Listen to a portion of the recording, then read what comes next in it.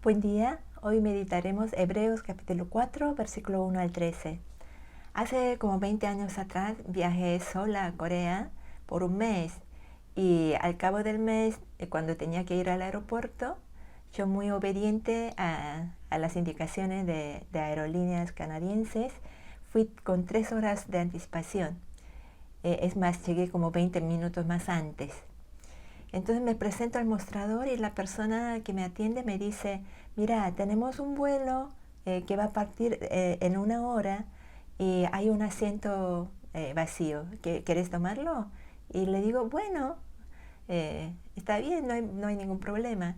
Entonces me da el boarding pass y despacho el equipaje y voy rápido al gate porque yo era una de las últimas en abordar. Y cuando llegó el avión, le doy el ticket a la azafata y la azafata, para mi sorpresa, no me guía por el lado derecho, sino por el lado izquierdo. Y qué sorpresa me llevé cuando me llevó al asiento 1 de primera clase. ¡Wow! Cuando me senté, dije para mis adentros, Señor, esto es algo que no esperaba, ¿no? Y ni siquiera era business, era first class, ¿no? Con todos los privilegios. Y por 20 y tantas horas pude viajar descansando, cómodamente, con todos los privilegios que yo ni ahí podría haberlo pagado. Me sentí muy agradecida al Señor y por mis adentros empecé, ¿no?, a hablar con el Señor, y de repente el Espíritu Santo me iluminó y pensé, si me siento tan agradecida y tan maravillada por este privilegio, ¿cuánto más me sorprenderé cuando entre en el reposo eterno, en el descanso eterno que Dios me tenía preparado, yo sin merecerlo? Le di tantas gracias al Señor por ese regalo inesperado del avión, pero más pensando que lo que me esperaba allá era aún mucho más precioso y mucho más glorioso, no por la comodidad ni por lo material, sino porque a través de esa experiencia podía percibir la presencia de Dios en mi vida, el compartir ese momento tan precioso con el Señor, ¿no? Y miraba por la ventana y veía las nubes y le hablaba al Señor, Maranatá, ven pronto, Señor. Y esto es el reposo del que nos habla el autor de Hebreos. Jesús dijo, vengan a mí todos los que están cansados y cargados, y yo los haré descansar. Tomen mi yugo sobre ustedes y aprendan de mí, que yo soy manso y humilde de corazón, y hallarán descanso para sus almas. Algunos relacionan el reposo solo con la eternidad. Relacionan la salvación solamente el ir al cielo después de la muerte.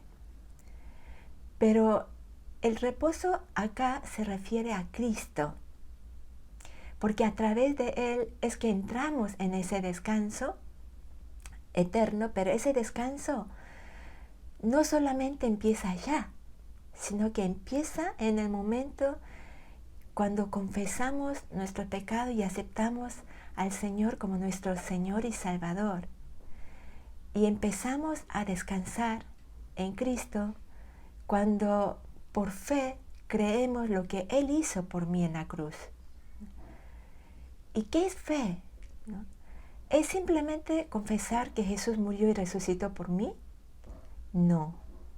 Fíjense lo que dice en el versículo 2. Dice, porque en verdad a nosotros se nos ha anunciado las buenas nuevas, como también a ellos. Se refiere al pueblo de Israel cuando estaba en el desierto. Pero la palabra que ellos oyeron no les aprovechó por no ir acompañada por la fe en los que la oyeron. Y en el versículo 6 dice, por tanto, puesto que todavía falta que algunos entren en él, y aquellos a quienes antes se les anunció las buenas nuevas no entraron por causa de su desobediencia. Y en el versículo 11, por tanto, esforcémonos por entrar en ese reposo, no sea que alguien caiga siguiendo el mismo ejemplo de desobediencia. Entonces acá vemos que la fe tiene que ver con obediencia, ¿no? La fe tiene que ver con acción. La fe nunca es pasiva. Por eso Santiago dice que la fe sin obras es muerta. ¿Y a qué acción se refiere? ¿A las buenas obras?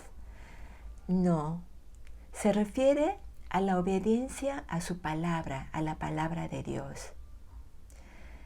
Esto significa que no basta con asentir con la cabeza cuando escuchamos la prédica del pastor. Tiene que haber una aplicación obediente de la prédica, de la palabra, a mi vida. Porque si no, solo vamos a llenar la cabeza con teorías sin ninguna transformación de carácter de Cristo en nuestra vida. Por eso es tan importante meditar la palabra, pensar, recapacitar y preguntarnos después, ¿y cómo puedo aplicarla hoy en mi vida y ponerlo en práctica? Cada vez que escuchen una prédica, pregúntense, ¿qué debo hacer con esto? ¿No?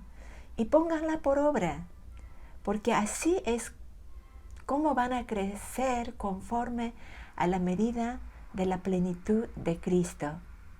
Amén. Dice el versículo 12 y 13, porque la palabra de Dios es viva y eficaz, y más cortante que cualquier espada de dos filos. Penetra hasta la división del alma y del espíritu, de las coyunturas y los tuétanos, y es poderosa para discernir los pensamientos y las intenciones del corazón. No hay cosa creada oculta a su vista, sino que todas las cosas están al descubierto y desnudas ante los ojos de aquel a quien tenemos que dar cuenta. La palabra es lo que nos debe desnudar, o sea, quebrantar, confrontarnos, para hacernos ver lo pecador que somos, lo débil que somos, para luego llevarnos hacia el arrepentimiento verdadero, a la conversión y a clamar, Señor, te necesito,